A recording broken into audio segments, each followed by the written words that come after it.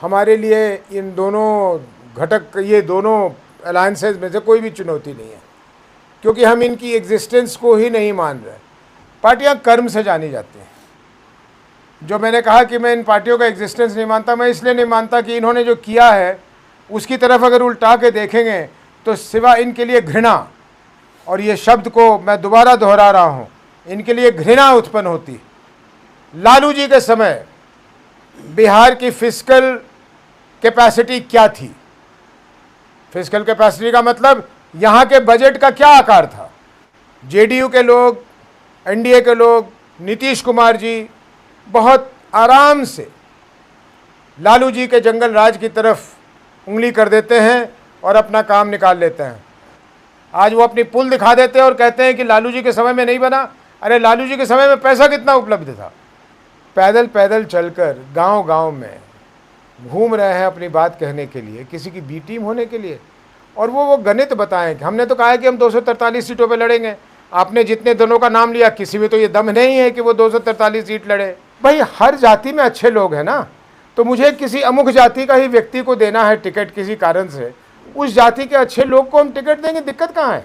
Jan Suraaj party के राष्ट्रीय अध्यक्ष उदय कुमार सिंह उर्फ पप्पू सिंह आज मधेपुरा में प्रेस कॉन्फ्रेंस कर रहे हैं।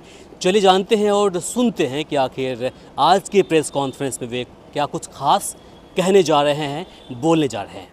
देख के अत्यंत संतोष हो रहा है कि जो मैंने कटिहार में देखा, जो मैं अपने पूर्णिया में देखता हूँ, जो मैंने सहरसा में देखा, वही मुझे मोटे तौर पे मधेपुरा में भी देखने को मिल रहा है कि लोगों में जनसुराज के प्रति एक उत्सुकता, एक विश्वास, एक उम्मीद वो जागी हुई है। ये कह देना कि हमने सब कुछ कर लिया है, ये अतिशयोक्ति ही नहीं, बिल्कुल गलत होगा। हम लोग पूरे दमखम से, हमारी संगठन, जनसुराज से जुड़े हुए लोग, और सबसे बड़ी बात, समाज में जो जनसुराज के प्रति अच्छी भावना रखते हैं, चाहे वो औपचारिक रूप से जनसुराज में उनकी भागीदारी नहीं भी है, ऐसे लोग, सभी लोग, हम लोग लगे हुए हैं मुस्तैदी से कि चुनाव आते आते हम अपने सभी लोगों के कान में 2 बार जनसुराज की बात ज़रूर पहुंचा दें। और मुझे यकीन है कि आने वाले चुनाव में जनसुराज को बहुत अच्छा परिणाम मिलेगा और बिहार के लोग अत्यंत ही प्रसन्न होंगे कि उनके ये अथक प्रयास से जो बिहार में बदलाव की वो कल्पना कर रहे हैं, उसको उन्होंने साकार कर लिया। कोई प्रश्न हो तो प्लीज़ पूछिए। जब आप आज गांव में गए, सभी जगह किस तरह से आपको प्यार मिल रहा है, लोगों का सपोर्ट मिल रहा है और क्या सुनने को मिल रहा है गाँव में? देखिए, ये कोसी क्षेत्र है, यहाँ मेरी पहचान लोगों के बीच सिर्फ कोई राष्ट्रीय अध्यक्ष जनसुराज पार्टी के तरह से नहीं है। मुझे कोसी के लोग अपने घर के बच्चे की तरह या बुज़ुर्ग की तरह जानते हैं। बहुत लंबे काल से हम लोगों का पूर्णिया, सहरसा, मधेपुरा का एक लगाव रहा है। अनेकों गांव में मेरे रिश्ते हैं, रिश्तेदार हैं। अनेकों गांव में लोगों का आना जाना हमारे यहाँ हुआ है। इसलिए जहाँ तक प्यार और सम्मान की बात है, वो तो जितना बोलूँ वो कम है। बहुत ही प्यार मिला है। सर, जिस तरीके से प्रशांत जी बिहार के अलग अलग हिस्से में जा रहे हैं, भीड़ उमड़ कर आ रही है, क्या लगता है जो भीड़ है वो वोट में कन्वर्ट हो पाएगा? बिल्कुल नहीं। भीड़ और वोट का कोई ताल्लुक नहीं है, कोई संबंध नहीं है। मैं ये कह सकता हूँ कि मुझे सौभाग्य प्राप्त हुआ है कि देश के गिने चुने बड़े रैलियों को आयोजित करने में अपने नेताओं के लिए मैंने वो किया है। मैंने खुद एक वेदना प्रदर्शन पूर्णिया में किया था। जो लोग कहते हैं कि सीमांचल में उससे बड़ी सभा कभी हुई नहीं है, लेकिन भीड़ वोटों में तब्दील हो जाए, ये गलत धारणा है। भीड़ वोट में कब तब्दील होती है, वो भीड़ क्यों आई है, ये बहुत ज़रूरी है। वो भीड़ कैसे आई है, वो बहुत ज़रूरी है, और वो भीड़ क्या ग्रहण करके जाती है उस सभा से, ये भी उतना ही आवश्यक है। मुझे लगता है कि प्रशांत जी को सुनने वाले जो लोग हैं वो प्रशांत जी को देखने के लिए नहीं आ रहे, क्योंकि प्रशांत जी किसी बड़े पद पे नहीं बैठे हुए हैं, कोई प्रधानमंत्री नहीं है, कोई मुख्यमंत्री नहीं है, कोई बड़े मंत्री नहीं है। प्रशांत जी हैं, और उनको सुनने के लिए कोई पैदल चल के या कोई परेशानी उठाकर आए, वही व्यक्ति आएगा जिसको शौक़ हो कि सुनने का कि वो क्या कहते हैं।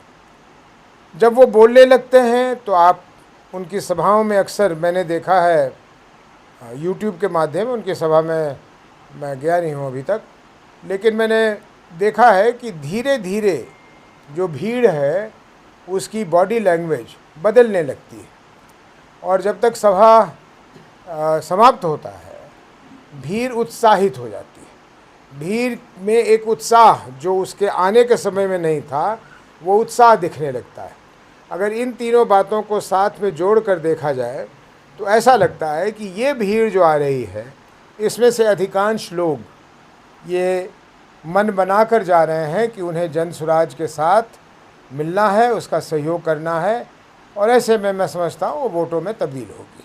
तीन मुख्य बड़ी पार्टियां, जो दो रीजनल और एक नेशनल पार्टी आपके सामने हैं, तीनों आपके लिए बड़ी चुनौती खड़ा कर सकती है, तो किसे आप प्रतिद्वंदी मानते हैं?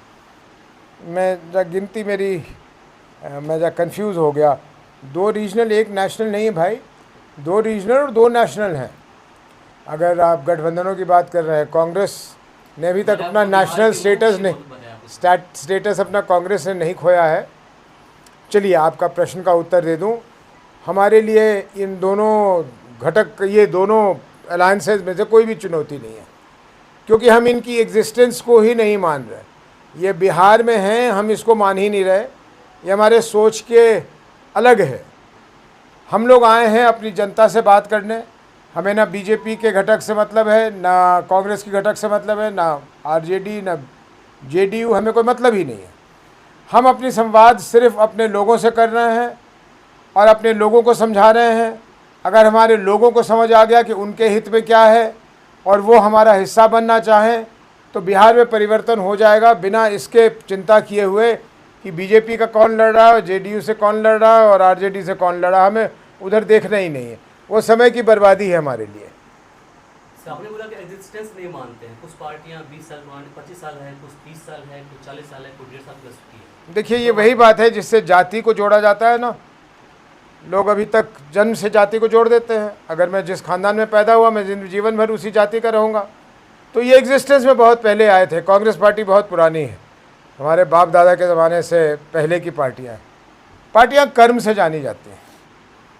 जो मैंने कहा कि मैं इन पार्टियों का एग्जिस्टेंस नहीं मानता, मैं इसलिए नहीं मानता कि इन्होंने जो किया है उसकी तरफ अगर उल्टा के देखेंगे तो सिवा इनके लिए घृणा, और ये शब्द को मैं दोबारा दोहरा रहा हूँ, इनके लिए घृणा उत्पन्न होती कि इन्होंने सब कुछ जानते हुए, सब चीज़ का रास्ता रहते हुए, इन्होंने बिहार के साथ जो किया है वो घृणित काम किया है। और दो तीन चीज़ें और साफ कर दूँ, जेडीयू के लोग, एनडीए के लोग, नीतीश कुमार जी बहुत आराम से लालू जी के जंगल राज की तरफ उंगली कर देते हैं और अपना काम निकाल लेते हैं। लालू जी को जरा खड़े होकर जवाब देना चाहिए, नीतीश जी को खड़े होकर जवाब देना चाहिए। माफ़ कीजिएगा, लालू जी के समय बिहार की फिस्कल कैपेसिटी क्या थी? फिस्कल कैपेसिटी का मतलब यहाँ के बजट का क्या आकार था? नीतीश जी के समय में क्या है? आज वो अपनी पुल दिखा देते हैं और कहते हैं कि लालू जी के समय में नहीं बना। अरे लालू जी के समय में पैसा कितना उपलब्ध था? मेरी माँ सांसद थी 1980 से लेके 1990 तक। उन्हें, आपको मालूम है, यकीन होगा आपको कि एक सांसद के रूप में, लोकसभा के सांसद होने के रूप में, उन्हें सिर्फ साल में 5 किलोमीटर रोड अनुशंसा करने के लिए मिलता था एक सांसद को। ये अलग बात है कि उस समय के बने हुए रोड शायद अभी भी चल रहा है, वो गुणवत्ता वाली बात आ गई, उसको छोड़ दीजिए। लेकिन हमारा देश एक बहुत ही आर्थिक मामले में गरीब स्थिति से बढ़कर आज इस स्थिति में आया है कि कुछ कुछ लोग अति उत्साह में हमें चौथी या पांचवी दुनिया की अर्थव्यवस्था बना देते हैं, लेकिन वो बहस एक अलग बहस है कि ये कितनी झूठी और खोखली बातें हैं। लेकिन नीतीश जी के पास वो सब कुछ उपलब्ध था और उन्हें वो तरीका आता था। क्यों आता था तरीका? क्योंकि 2005 से 2009, 10 में उनका चुनाव हो गया था फिर से। 2005 से 2009 4 वर्षों में जो उन्होंने बिहार में किया है, मैं उनका आज आलोचक हूँ। मैं उनका सबसे बड़ा उस समय में उन 4 वर्षों के लिए प्रशंसक था। बिहार में उन्होंने ऐसी परिवर्तन की थी जिसके लिए इतिहास में ज़रूर किसी कोने में ये बात लिखी जाएगी। हाँ, उसके बाद उन्होंने इन्हीं 11 वर्षों में बिहार के साथ क्या किया है जिससे घृणा उत्पन्न होती है, वो जग जाहिर है, सबके सामने। सर, एक सवाल है, जिस तरीके से प्रशांत जी लोगों के बीच जा रहे हैं, अन्य पार्टियां भी लोगों से वार्ता कर रही है, लेकिन जनता किस पे विश्वास करे? कैसे उनको चुनाव से पहले आप उनके दिल की बातों को जीत पाएंगे? हम बिल्कुल नहीं ऐसा करना चाहते। आपका बहुत अच्छा, बहुत प्रासंगिक प्रश्न है। प्रासंगिक इसलिए है कि 30 वर्षों से मोटे तौर पे अन्य पार्टियां भी उन्हीं 5-6 चीज़ों को दोहराती रहती है। नीतीश जी को याद कीजिए, 2005 में उनका न्याय यात्रा निकला था। वो न्याय यात्रा का पहला मुद्दा था, जंगल राज तो वो बोलते रहते हैं, वो रटा हुआ है उनको, लेकिन उनका पहला मुद्दा था हम पलायन रोकेंगे।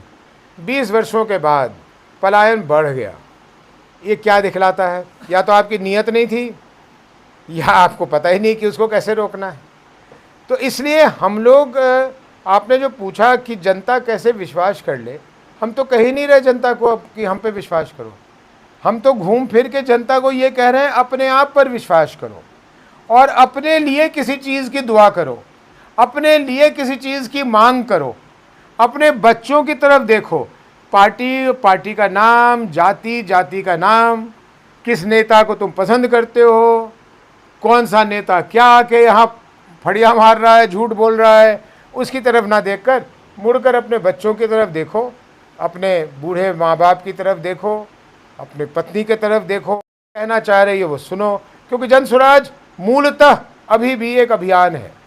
पार्टी इसलिए कि पार्टी चाहिए, नहीं तो वोट लोग किस में देंगे? अभियान को कैसे वोट दे देंगे? लेकिन हम मूलतः एक अभियान है। हम बिहार के लोगों को ये बतलाना चाहते हैं कि उठो भैया, जागो, देखो। और मुझे लगता है कि जब वो जागेंगे तो अपने आप पे तो विश्वास करेंगे ना। इसलिए हम आखिरी सवाल ले लीजिए सर। मेरा सवाल ये है कि राजद और कांग्रेस कहती है कि जन स्वराज पार्टी AIMIM की तरफ बीजेपी की बी टीम बन के रह गई। इस पर क्या कहें? कुछ दिन पहले तक मैं ऐसे ऊट पलूल सब प्रश्नों का जो वो पूछते हैं, आप नहीं पूछ रहे, इसका जवाब नहीं देना मैंने बंद कर दिया। समय की बर्बादी है।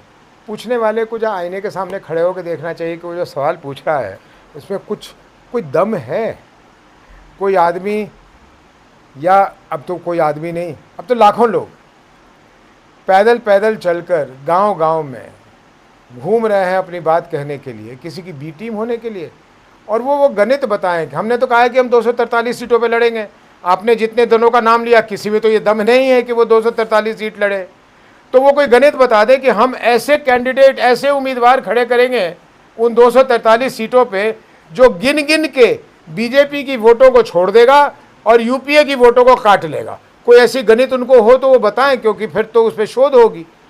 तो इसलिए ये फजूल की बातें हैं। डर उनका बोल रहा है, उनका शर्म उनको बोलने नहीं दे रहा, उनका डर उनसे ये बुलवा रहा है। इन बातों का कोई महत्व नहीं। सर, अब बिहार के पूर्णिया से आते हैं। एक सवाल है, जिस तरीके से बिहार में चुनाव काफी नजदीक होता है, ऐसे में जो जातीय बातचीत बहुत ज्यादा वो होता है, तो ऐसे में कैसे उन चीजों को आप फेस कर पाएंगे? ये बहुत लोगों ने पूछा है। मेरे ख्याल जी उचित प्रश्न है कि बिहार जातिवाद में घिरा हुआ है, लेकिन बिहारियों की आदत है अपने आप को ज़्यादा दोष देने का। बिहारी थोड़ी घिरा हुआ है, पूरे देश में जातिवाद है। गुजरात में नहीं है क्या? तमिलनाडु में नहीं है क्या? आंध्र प्रदेश में नहीं, क्या सब जगह है, हमारे यहाँ भी है। लेकिन इसमें जन स्वराज को क्या परेशानी है? आप अगर हमारे कार्यकर्ताओं से, सामान्य कार्यकर्ताओं से मिल लेंगे और उनसे अगर पूछ रहे हैं, उनकी जाति पूछ लेंगे, तो आपको पता लग जाएगा। भाई हर जाति में अच्छे लोग हैं ना, तो मुझे किसी अमुक जाति का ही व्यक्ति को देना है टिकट किसी कारण से, उस जाति के अच्छे लोग को हम टिकट देंगे, दिक्कत कहाँ है?